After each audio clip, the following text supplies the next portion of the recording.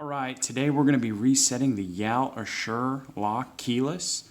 So I'm going to go over the factory reset of it. So the first step is you're going to be working on the back here. There's going to be a screw right here, a Phillips. You're going to take that off. So you'd screw right there, get that off. The next step is you're going to take these batteries out.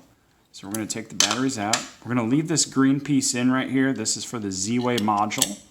So we'll need that in for the factory reset. So we take these out.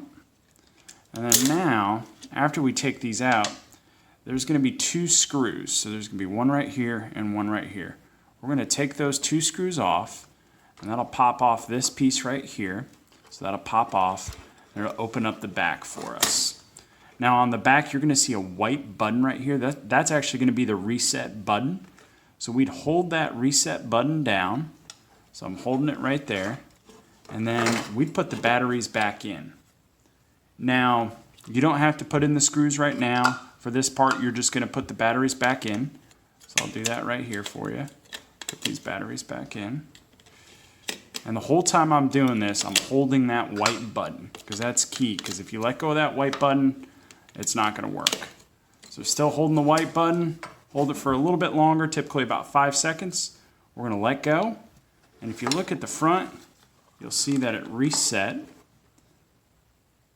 Welcome to Yale Real Living.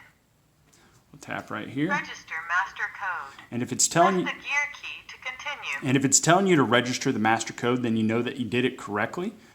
So we're going to type here. We'll type in the master code.